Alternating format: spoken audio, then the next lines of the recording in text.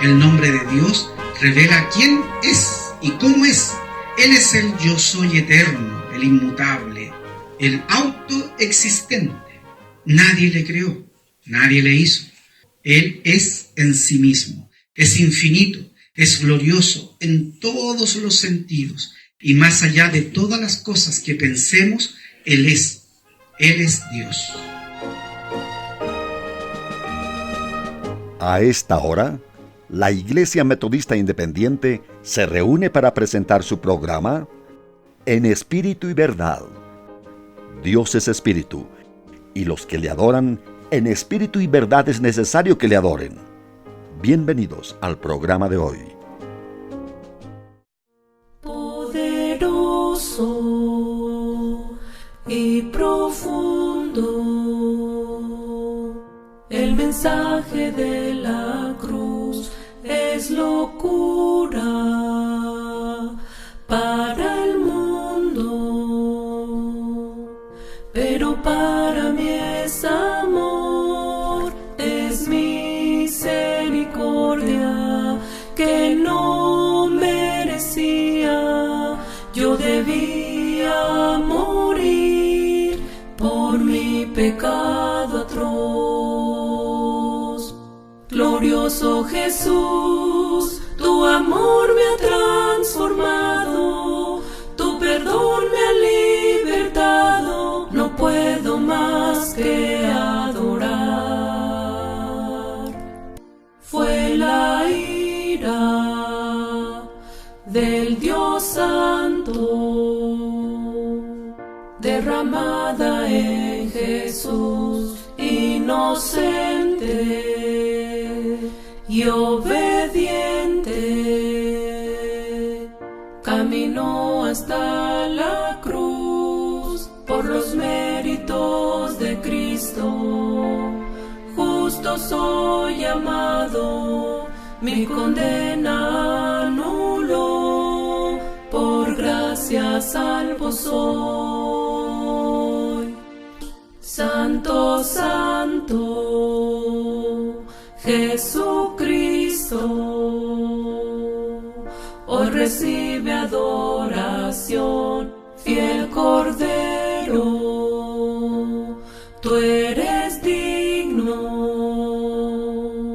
de la gloria y el honor, te alabo, te canto, eterno soberano, majestuoso redentor, sublime es tu amor. Glorioso Jesús, tu amor me ha transformado, tu perdón me ha libertado, no puedo más que adorar. Poderoso Rey, tu evangelio me ha cambiado, mi orgullo es quebrantado, tu gracia me alcanzó, tu bondad me abrazó,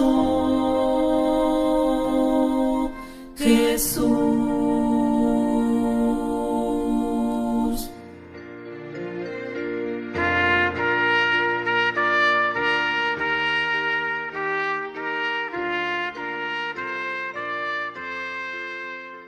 Existen evangelios sinópticos que son Mateo, Marcos y Lucas.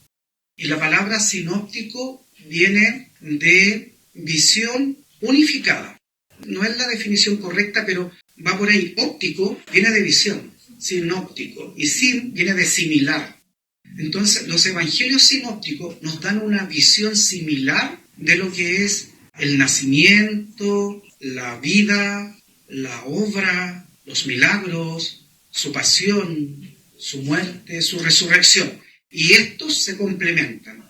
Y el Evangelio general se refiere al Evangelio de Juan, pero forman parte y complementan los Evangelios sinópticos.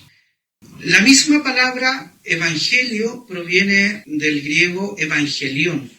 Generalmente las palabras griegas son compuestas y nos hablan de una temática general en el término. Ev en griego significa bien Y helio viene de ángeles o ángelos, que significa mensaje. Recuerden que la palabra ángel es mensajero.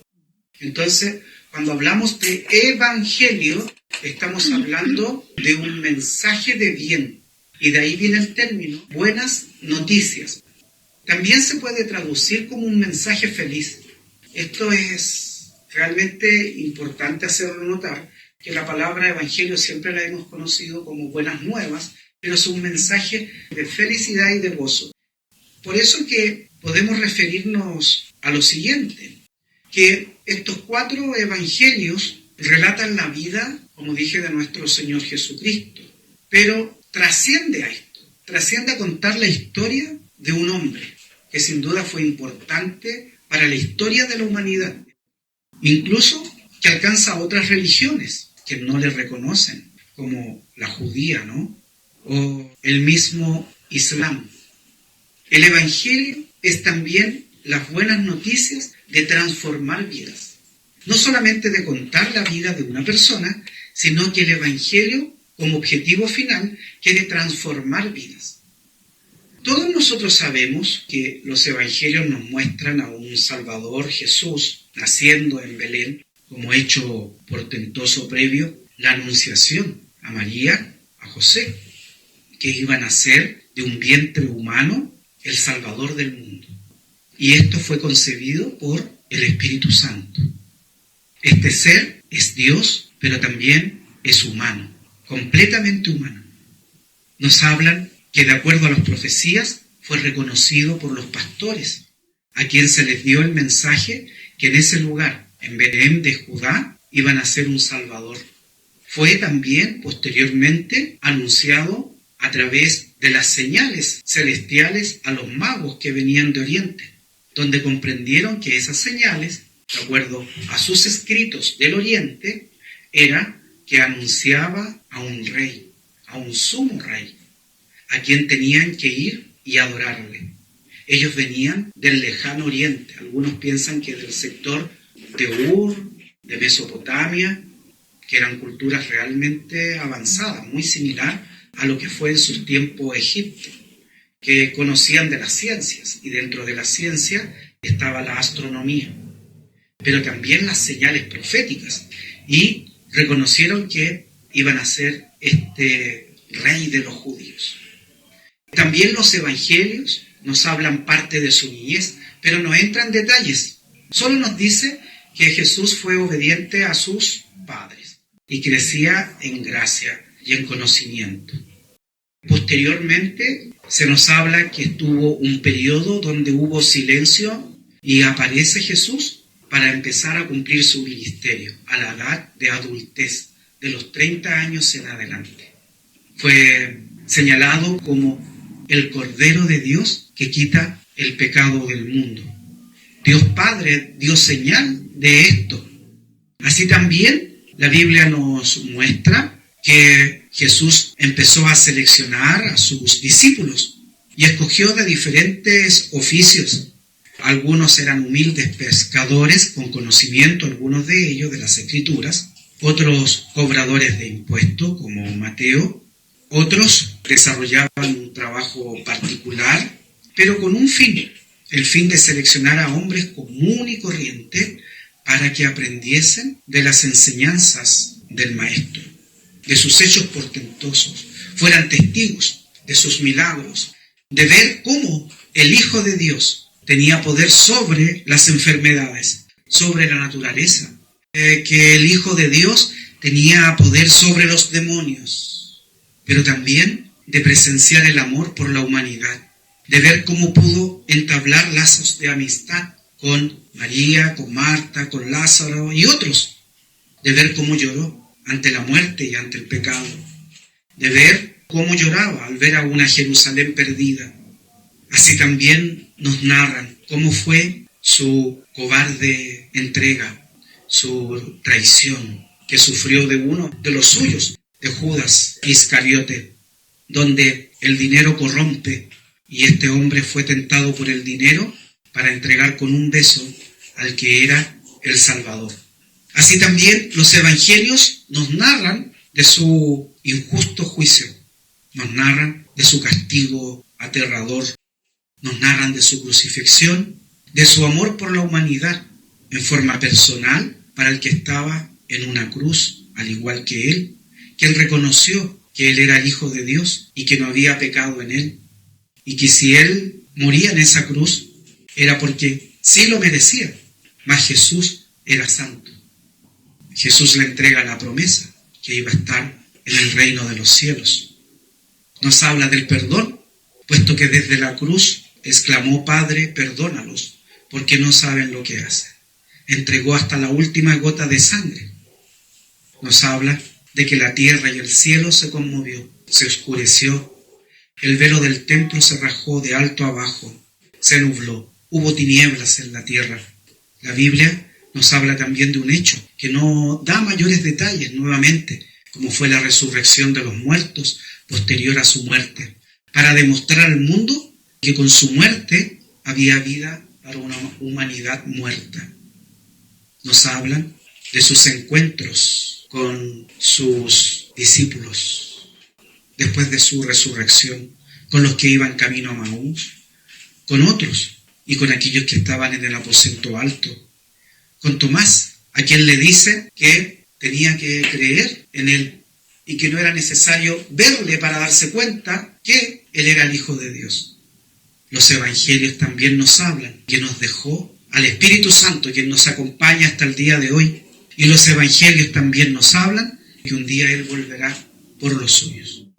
Cada uno de estos evangelios presenta un sello distintivo de nuestro Señor Jesús, donde uno puede encontrar diferencia entre un libro y otro. Diversos estudiosos de las Sagradas Escrituras han señalado que el relato de los evangelios presenta tonos distintos, dependiendo del contexto, la fecha en que fueron redactados, y también dependiendo de qué es lo que se quería lograr con ese mensaje, pero que en el fondo coincidían en lo mismo. El Evangelio de Mateo, por ejemplo, cuando uno lo lee completo, se da cuenta que está hablando de Jesús como el Rey de los judíos, el Rey prometido. Cuando uno lee el Evangelio de Marcos, muestra a Jesús como un siervo.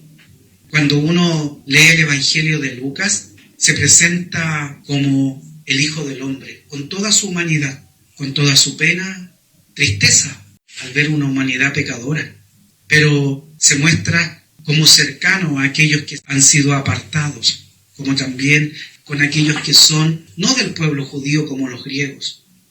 Por último, el Evangelio de Juan recoge las enseñanzas y acciones de Jesús, así como su muerte, su resurrección, observando a un Jesús como el Verbo encarnado. Este Verbo se refiere a que Dios se hizo hombre y habitó entre nosotros. ¿Y por qué? Porque saben, hermanos, su pecado y mi pecado y el pecado de toda la humanidad, desde que existe la humanidad, es tan grande que ningún ser creado puede cubrirlo. Nuestro pecado es infinitamente grande. Para poder perdonar ese pecado, necesita de un ser infinitamente superior. No puede ser creado, sino que es Dios mismo haciéndose hombre, quien descendió del cielo para demostrar que Él nos ama.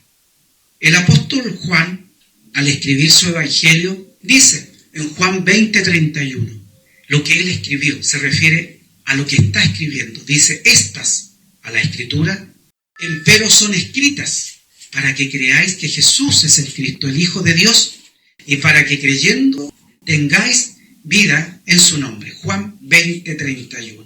¿Por qué se escribió este evangelio?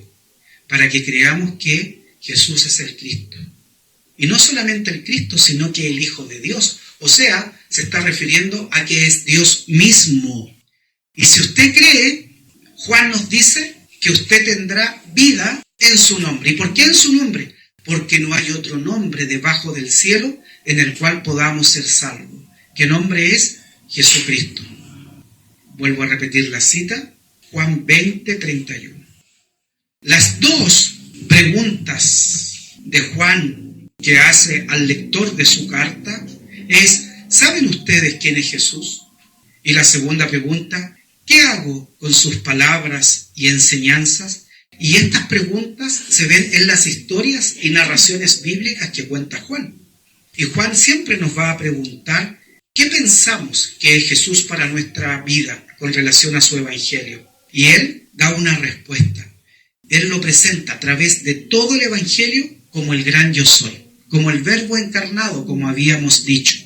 Cuando uno lee Éxodo, capítulo 3, desde el versículo 1 al 20, especialmente me voy a referir a este libro y leer algunos de estos versículos.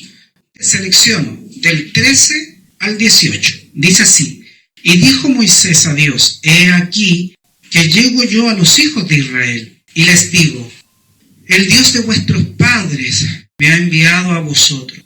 Si ellos me preguntaren, ¿cuál es su nombre? ¿Qué les responderé? Y respondiendo Dios a Moisés, yo soy el que soy. Y dijo, así dirás a los hijos de Israel, yo soy, me ha enviado a vosotros. Y dijo más Dios a Moisés, así dirás a los hijos de Israel, Jehová, el Dios de vuestros padres, el Dios de Abraham, Dios de Isaac y Dios de Jacob, me ha enviado a vosotros. Este es mi nombre para siempre. Este es mi memorial por todos los siglos. Ve y junta los ancianos de Israel y diles, Jehová, el Dios de vuestros padres, el Dios de Abraham, de Isaac y de Jacob, me apareció diciendo, de cierto, os he visitado y visto lo que os hace en Egipto.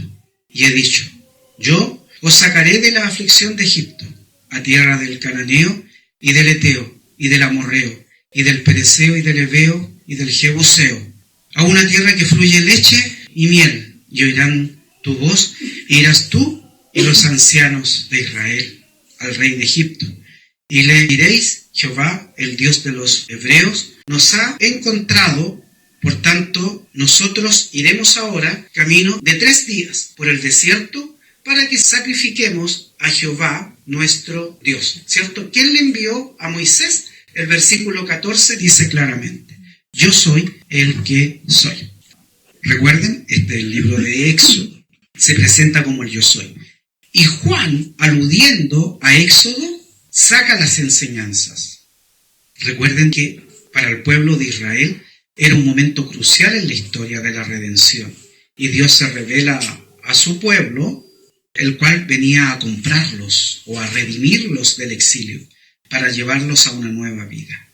El nombre de Dios revela quién es y cómo es. Él es el yo soy eterno, el inmutable, el autoexistente. Nadie le creó, nadie le hizo. Él es en sí mismo, es infinito, es glorioso en todos los sentidos y más allá de todas las cosas que pensemos, Él es Dios. Juan, a través de su evangelio, nos habla de varios yo soy. En Juan 8:58, díjoles Jesús, de cierto os digo, antes que a Abraham fuese, yo soy. ¿Se dan cuenta? Miren lo que está diciendo. Se supone que los judíos tenían muy alto a su padre Abraham, porque de ahí venía su descendencia. Ellos pensaban que el pueblo de Dios, el pueblo redimido, partía con Abraham, porque a él le fue dada la promesa. Pero Jesús les dice, ¿saben? Es verdad. De Abraham viene el pueblo de Israel, vienen los hebreos, pero yo soy antes que Abraham. Es decir, Él es desde siempre.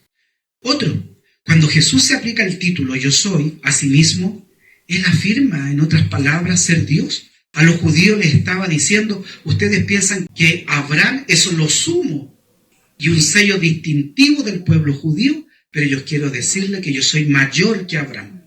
No un ayudante de Dios. Yo no soy un ángel creado, como falsamente se puede enseñar en otras falsas doctrinas, sino que Él es ser divino.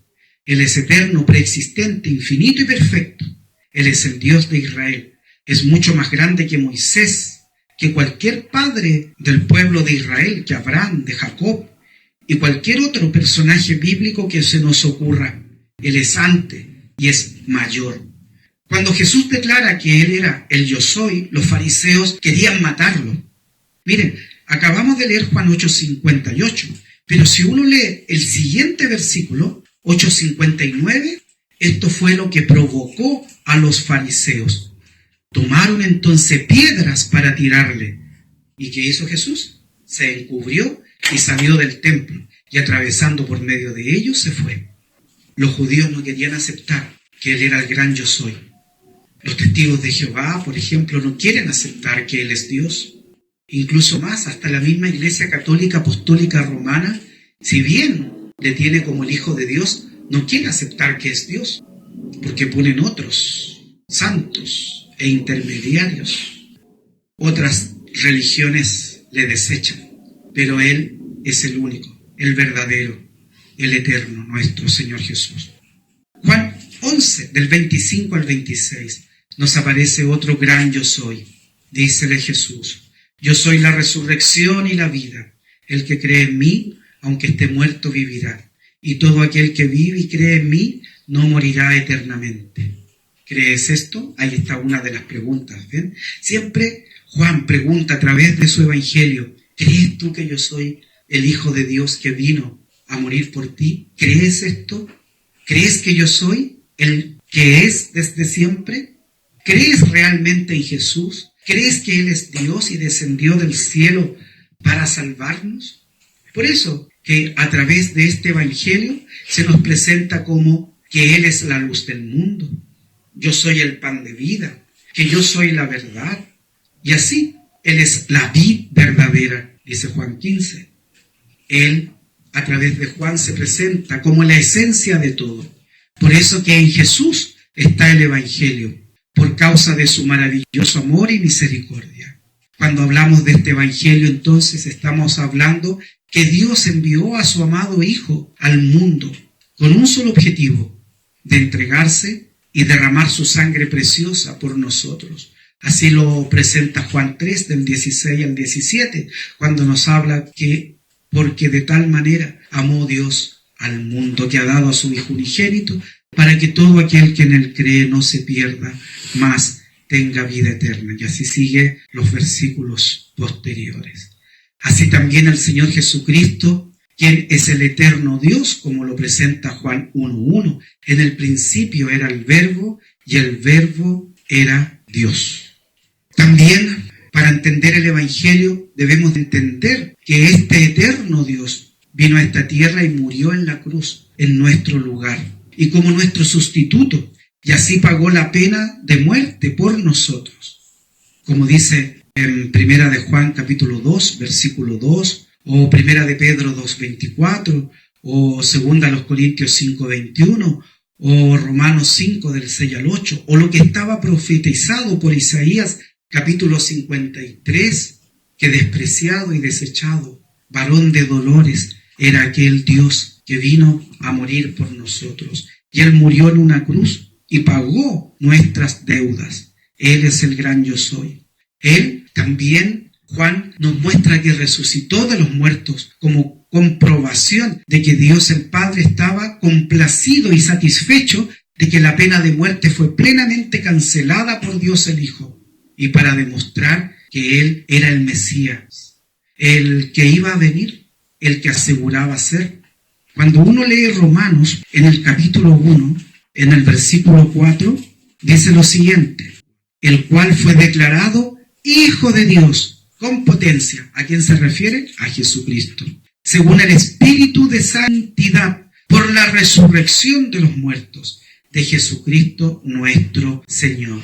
Él es el único que resucitó de los muertos y es el Hijo de Dios. Por eso que la Iglesia tiene que predicar el Evangelio, tiene esta gran responsabilidad de lo que hemos leído en Mateo 28, del 18 al 20, cuando se nos manda a ir y predicar el Evangelio, de predicar las buenas nuevas, de predicar estas noticias felices para la humanidad, de que solo en Él está la salvación.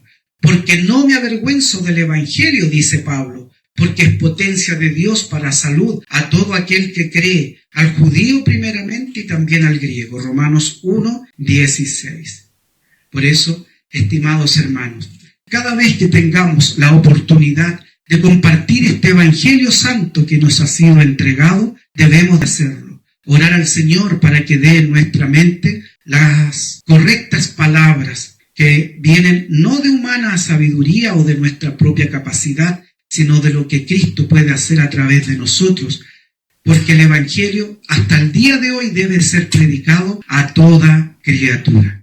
Amados hermanos, tomemos conciencia y aceptemos esta responsabilidad que nuestro Señor Jesucristo nos ha demandado a cada uno de nosotros, de predicar este Evangelio de Él, del gran yo soy, del Evangelio de su vida, pasión, muerte y victoria. Que el Señor nos bendiga.